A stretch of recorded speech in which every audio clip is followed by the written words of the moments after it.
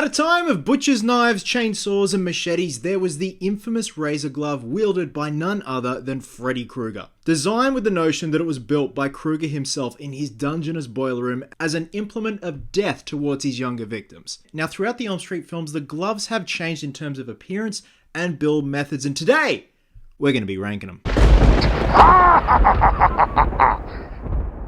Hey guys, welcome back to the channel, and yes, today I'm going to be doing my personal rankings from worst to best of Freddy Krueger's razor gloves. Now, there really isn't a bad glove, so to say, amongst what I'm going to be ranking today. Now, keep in mind, I'm going to be ranking the gloves from the main timeline right up until the remake in 2010. We are going to be ranking the main metal hero gloves. With the exception of the Verse glove, we have the Part A and Part B hero. We're not going to be ranking stunt gloves, but I do have some honorable mentions.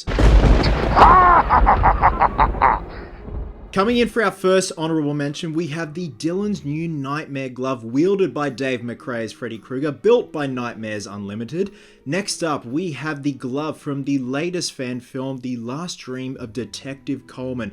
This glove was built by writer, director, makeup artist, and actor who portrays a burntless Fred Krueger, Mr. Paul Bailey. Next up, we have the Son of 100 Maniacs glove from an old failed fan film by none other than Travis Kelce of Crew Gear fame. Swiftly followed by the 2009 concept teaser glove by Christopher Johnson, and I adore this glove because of the glowing blades. Like, if you got stabbed by this thing, you would just melt to smithereens. Now, in terms of honorable mentions from the film series, we've got the dental glove from Freddy's Nightmares, we've got the hypodermic needle glove from Part 3, the Part 5 spoon glove, we've also got the organic blade hand from Part 2. Am I forgetting one more? I feel like I'm forgetting one more. Hey, you forgot the power glove! Ah, yes. The power glove! If you're new to the whole glove genre, hopefully you'll learn something, because I'm going to be dishing out bits of trivia here and there with each glove. If you're a glove aficionado, I hope you enjoy this. And if I get anything wrong, well, stiff shit.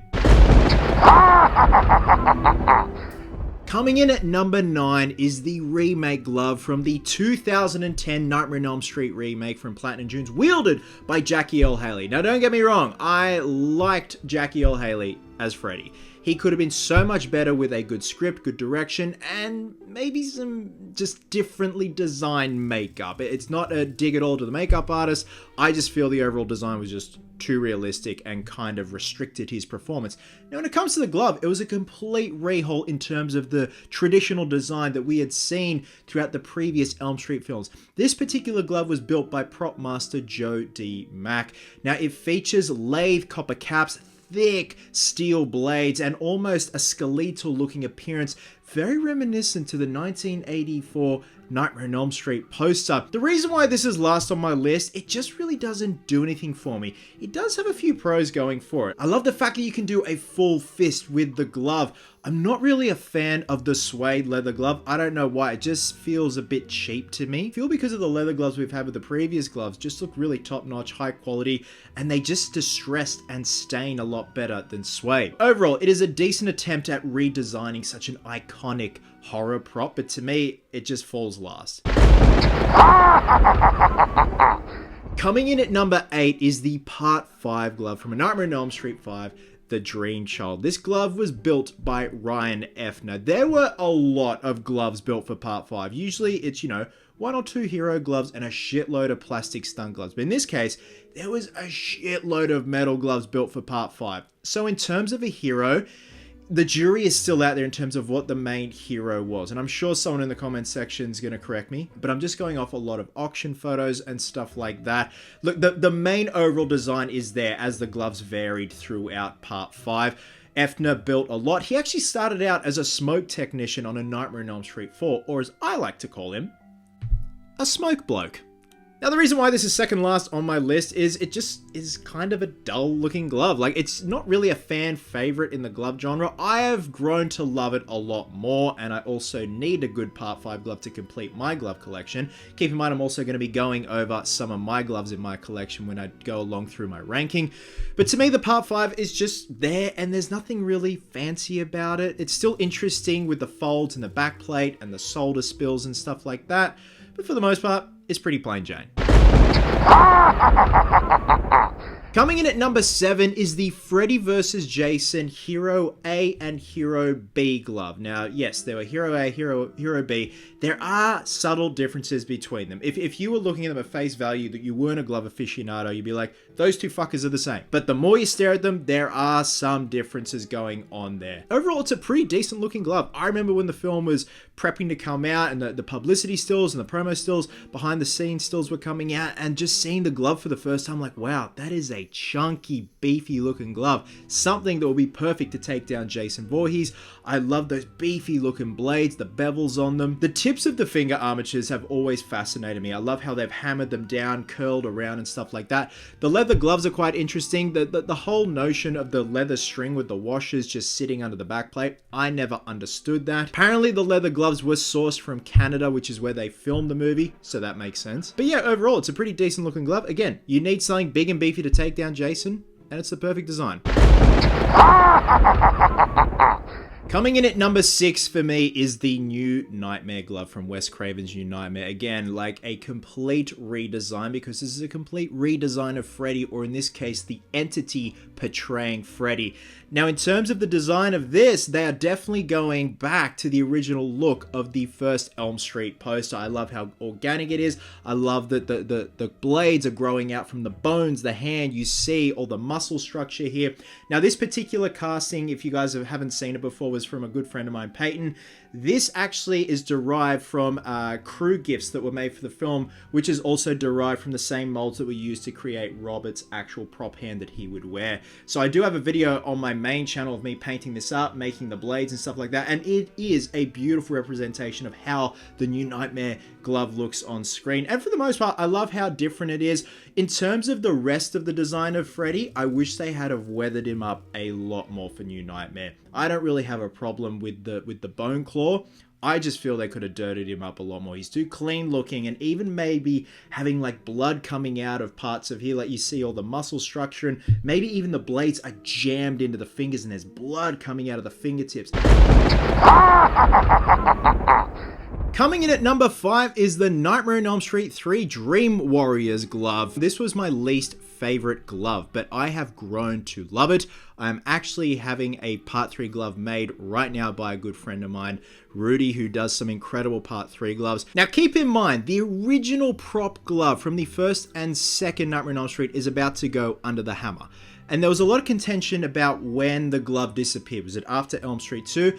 But apparently it actually disappeared, or it just went into storage during the production of Elm Street 3, because the original prop glove from Part 1 and 2 was used as reference to build the Part 3 glove. And you can see that there are similarities going on there. The blades are a lot bigger. There's some spray paint going on all over the armature. It's a different style leather glove. I believe the brand that they used was a Lambert leather glove. And if you can find one on eBay or Etsy these days, they go for an absolute mint. I've tried my hardest to find an original Lambert leather glove to pair with the armature that Rudy is building at the moment. But for the most part, I really dig it. It is very similar to the Part 1 and 2, and you can see where they've tried to make it like the original. It was actually built by prop master Scott Nesselroe. I would love to know where that glove is to this day. There have been production gloves from Elm Street 3 that have gone under the hammer, but have actually never had film rolled on them, whereas the original Hero, I would love to see where that had gone. It still also just takes me back to when I was first discovering Freddy Krueger, and you seeing the original VHSs back in the VHS store, and just seeing that glove front and center. Good times. Coming in at number 4 for me is the Part 4 glove from A Nightmare on Elm Street 4, the Dream Master. Now, this glove here was built by my good friend Jameson Michael Knapp over at Dark Dream Design. I love how this design differs from the 3, the 2, and the 1, even though they use the same glove for Part 1 and 2, but I'll get to that later. There's just something so little and chunky and meaty about this thing. Like, it is a tiny glove, but I just love the detail on it, the spray paint, the solder spills, the chunky little blades, the stubby nubby little blades that just look so deadly, and like you'd need a tetanus shot just by looking at this thing. Now, this is when they started using the Wells Lamont 1178 leather glove. And again, like the Lambert gloves for the Part 3, if you can find a decent pair, like a mint pair of medium size or small size Wells Lamont 1178s. They're going to cost you an arm and a leg on eBay. I'm still trying to find one more for my Part 5 glove, and then I'm done. I'm complete. I'm happy. Now, this was Robert's favorite glove to wear out of all the Elm Streets. He will tell you that, and I understand why. Like, Robert had small hands. Robert is a small dude like me, and he just absolutely adored the Part 4 glove. Now, there were some variations made, like the Diner glove, the Apple glove, the Dojo glove when Rick's death occurs, but as it goes with the main hero glove, it's my number 4.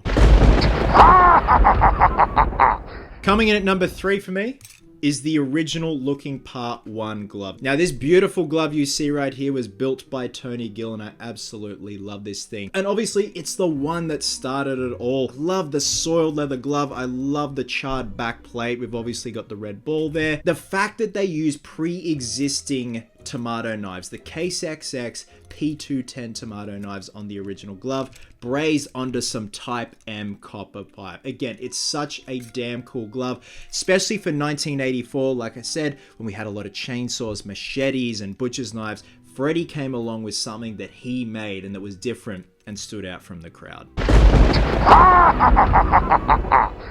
Now, coming in at number 2, and a lot of you are going to be shaking your head, is the Part 6 glove from Freddy's Dead: The Final Nightmare.